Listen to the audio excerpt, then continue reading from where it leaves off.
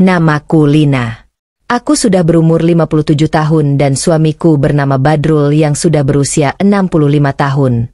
Tahun ini adalah tahun keduaku setelah menikah dengan Mas Badrul.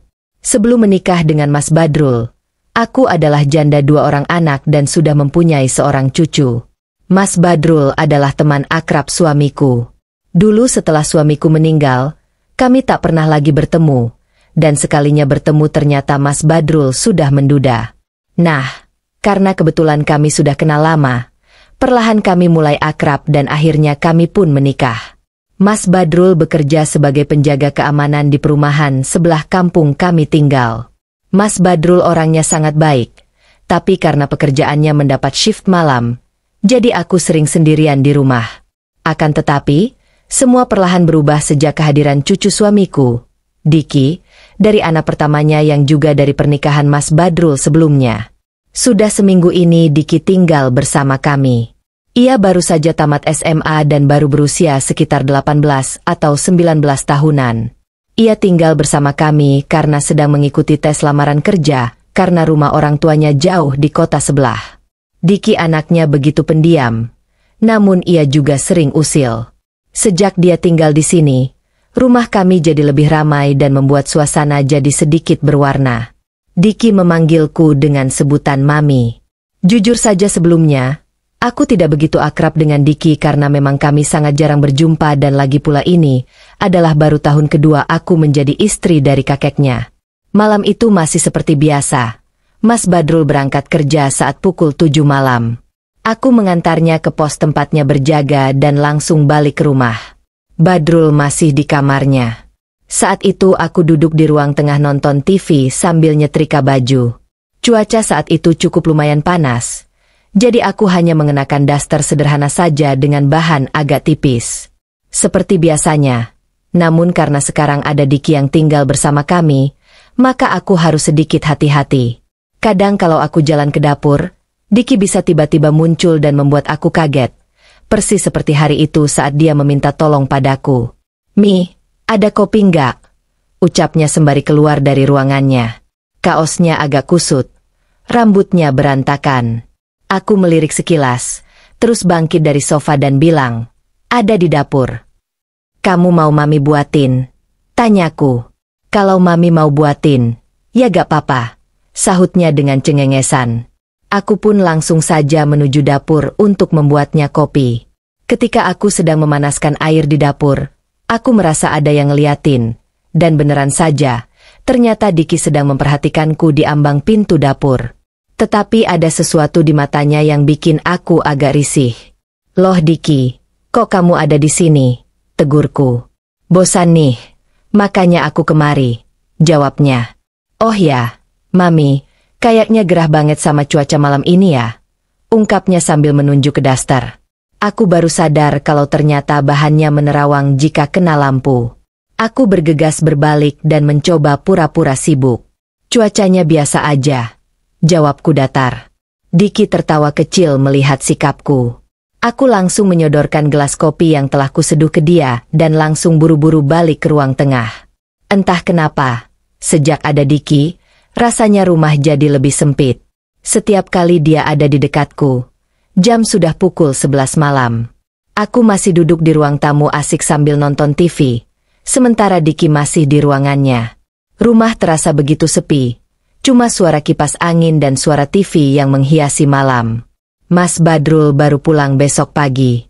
Biasanya aku santai saja kalau sendirian di rumah, tapi entah kenapa malam ini rasanya beda. Mungkin gara-gara kejadian tadi di dapur yang membuatku sedikit canggung. Aku jadi lebih sadar kalau ada laki-laki lain di rumah ini selain suamiku. Waktu terus berjalan, aku pun sudah mau istirahat di ruanganku.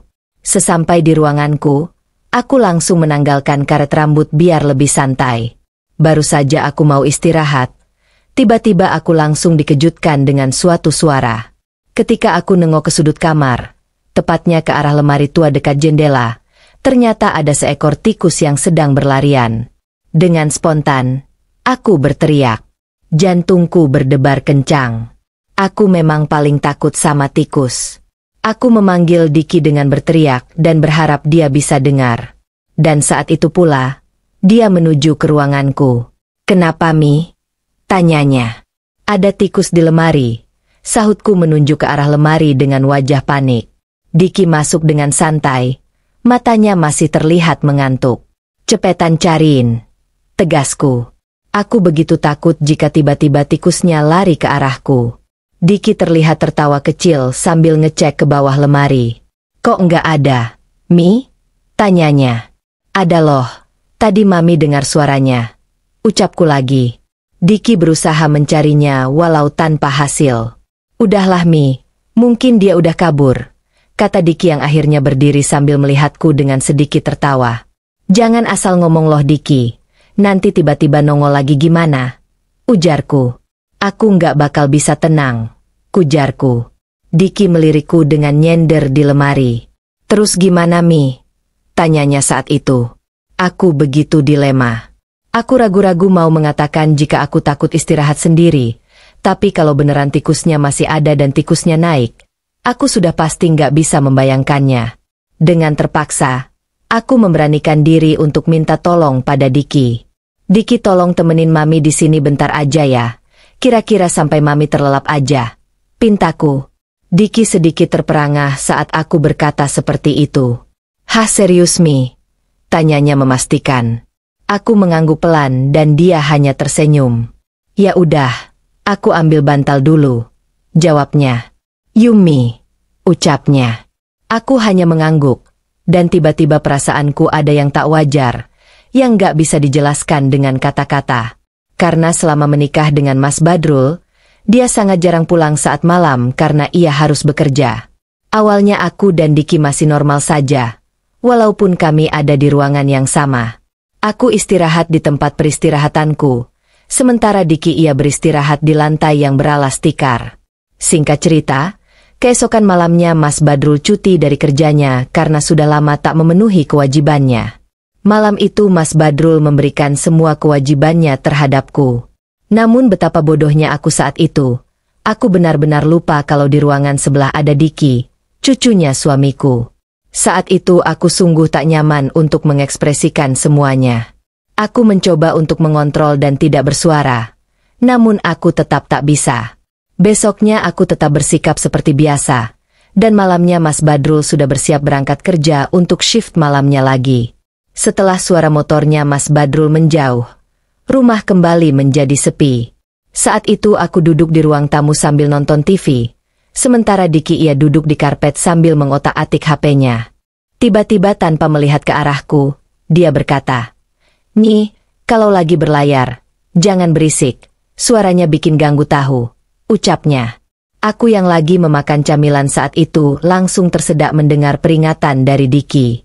Aku langsung minum air dengan mata melotot ke arahnya. "Ganggu apa sih Diki?" ujarku dengan perasaan campur aduk. Dia masih fokus ke HP-nya. Tapi raut wajahnya tersenyum. "Pas kemarin malam kan aku belum tidur loh, Mi, jadi aku bisa dengar," ucapnya dengan tertawa kecil. "Dasar ya kamu ini, suka banget dengerin kerjaan orang tua," ucapku. Ia hanya tertawa kecil. "Salah dindingnya sih, bukan salahku," ujarnya. Tiba-tiba muncul pikiran jahil di benakku. "Emang kenapa? Kamu iri ya sama orang yang sudah tua ini?" tanyaku dengan tersenyum dan nada menggoda. Diki menoleh dan tak menjawab. Dari pancaran matanya, seolah mengatakan sesuatu. Sejenak suasana terasa aneh, namun aku tetap tersenyum. Sejak malam itu suasana di rumah jadi beda. Aku masih seperti biasa, mengobrol atau kerap bercanda dengannya. Namun di balik semua itu tumbuh perasaan tak wajar dalam diriku. Aku nggak tahu siapa yang mulai duluan. Awalnya mungkin berawal dari iseng, tapi lama-lama jadi kebiasaan. Contohnya seperti malam itu. Setelah makan malam, aku seperti biasa bersantai sambil nonton TV di ruang tengah. Dan seperti biasa dia sibuk dengan HP-nya yang duduk di lantai. Tiba-tiba dia nyeletuk tanpa melihat ke arahku. Mi, kalau istirahat malah jangan sendirian terus. Emang gak kesepian?" tanyanya tanpa menatapku. Aku langsung meliriknya. "Emang kenapa kalau sendirian?" tanyaku balik. "Siapa tahu Mami butuh teman," ucapnya. Aku tertawa mendengarnya, Tapi entah kenapa, seperti ada gejolak di benakku saat ia berkata seperti itu. Kan kemarin Mami juga sempat takut gara-gara tikus. Berarti kalau ada yang temani kan lebih aman, ujarnya. Aku hanya tersenyum saja tanpa menjawab. Saat itu udaranya agak dingin. Namun entah kenapa keringat menitik di dahiku. Aku mencoba fokus nonton drama di TV. Tapi pikiranku melayang entah kemana. Aku pun memutuskan untuk beranjak ke ruanganku dan tinggallah Diki sendirian di ruang tengah. Ada perubahan terlihat dari tatapan Diki setiap kali dia melihatku. Dan aku sadar aku juga mulai melihatnya dengan cara yang berbeda. Ini nggak boleh terjadi. Aku harus jaga jarak pikirku. Tapi sebelum aku sempat menenangkan diri, suara ketukan pelan terdengar dari luar pintu ruanganku. Mi, bangun. Suara Diki terdengar pelan dari luar. Aku diam sejenak, agak ragu untuk menjawab. Tapi entah kenapa aku seperti tak bisa mengontrol diriku. Aku malah langsung membukakan pintunya. Matanya menatapku dengan tatapan yang penuh makna. Kenapa Diki? Tanyaku pelan. Dia nggak menjawabnya. Tapi langsung masuk ruangan dan menutup pintu di belakangnya. Ada detik-detik hening di antara kami. Hanya nafas yang terdengar samar. Nih, ucapnya dengan suara pelan. Dia langsung mendekati. Saat itu aku sudah tahu apa maksudnya Diki. Aku ingin menggagalkannya. Namun entah kenapa aku seperti hilang kendali atas diriku sendiri. Kamu mau apa? Tanyaku pelan sembari mundur. Mi, aku tahu. Mami selama ini merasa kecewa dengan kakek kan? Tanyanya. Kamu ngomong apa sih Diki? Ucapku. Udahlah Mi, aku tahu kok. Aku cuma mau membuat Mami lebih berwarna dari sebelumnya. Ujar Diki. Kiki, apa kamu yakin mau membuat hidup Mami berwarna? Mami ini sudah tua loh. Mami ini istrinya kakekmu. Ucapku. Ia tak menjawab. Aku sudah kehabisan kata-kata. Lagi pula gejolak yang sempat kubendung tak lagi mampu kukendalikan lagi. Kami pun berangkat dengan kapal dan menerjang segala ombak yang menghadang. Aku sungguh tak pernah sebahagia itu saat Diki mengendalikan kapalnya. Jauh berbeda dengan suamiku yang juga kakeknya Diki. Besok paginya, suasana rumah seperti ada sesuatu yang berubah. Saat aku keluar ruanganku, Diki udah duduk di meja makan sambil minum kopi. Ia melirik sekilas. Lalu tersenyum kecil. Pagi ini, ucapnya. Aku berhenti sejenak, lalu mengangguk pelan. Pagi, sahutku. Aku nggak tahu harus bersikap gimana seharusnya. Aku merasa canggung, tapi anehnya, aku justru merasa nyaman. Mi, aku sudah keterima kerja, namun bukan kantor yang di kota ini. Aku ditugaskan di kota lain, ucapnya. Jadi ini hari terakhir kamu di sini? Tanyaku. Iya Mi, jawabnya. Oh ya, Mi, semua yang telah terjadi, biarkan menjadi rahasia kita saja berdua, tambahnya. Aku hanya ingin membuat hidup Mami sedikit berwarna, ungkapnya. Aku tak tahu harus menjawab apa, namun aku sangat berat melepas kepergian Diki, karena dia hidupku benar-benar berwarna.